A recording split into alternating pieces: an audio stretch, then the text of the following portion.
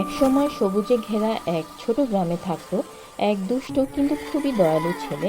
তার নাম ছিল টুকু। টুকুর সবচেয়ে প্রিয় কাজ ছিল ছবি আঁকা। রং, রেখা আর কল্পনার জগতে সে হারিয়ে যেতে ভালোবাসতো। গ্রামের কাঁচা দেয়াল, পুরনো খাতা, এমনকি ভেজা মাটিতেও সে আপন মনে ছবি আঁকতো। কিন্তু বড়রা তার এই ভালোবাসা বুঝতো না। তারা প্রায় বলতো, এত ছবি এঁকে কি হবে, পড়াশোনায় মন দাও।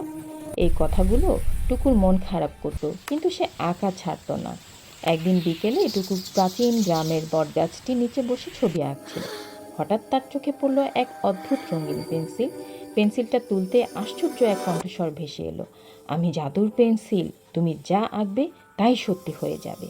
টুকু প্রথমে ভয় পেল, আবার বিশ্বাসও করতে পারল না। পরীক্ষা করার জন্য সে মাটিতে একটি ছোট পাখি আঁকল। আঁকা শেষ হতেই ফট করে পাখিটি ডানা মেলে আকাশে উড়ে গেল। টুকু আনন্দে লাফিয়ে উঠল। কয়েকদিন পর গ্রামের উপরে বড় বিপদ নেমে এলো। পুকুর শুকিয়ে যেতে লাগলো, গাছপালা মরে যেতে শুরু করলো। মানুষ দুশ্চিন্তায় পড়ে গেল। তখন টুকুর মনে হলো, আমার কাছে যদি এই জাদু থাকে, আমি কি সবাইকে সাহায্য করতে পারি না? সে জাদুর পেন্সিল দিয়ে আঁকলো এক বিশাল নীল পুকুর, চারপাশে সবুজ গাছ আর হাসি খুশি মানুষ। মুহূর্তের মধ্যেই গ্রাম আবার প্রাণ ফিরে পেল।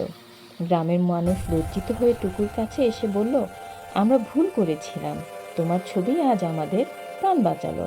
ঠিক তখনই জাদুর পেন্সিল নরম স্বরে বলল, আজ থেকে আমার জাদু শেষ টুকু, এখন তোমাকে নিজের প্রতিভা আর পরিশ্রম দিয়েই পথ চলতে হবে। টুকু হাসলো, তার চোখে ভয়ের বদলে আত্মবিশ্বাস ঝিলমিল করছিল।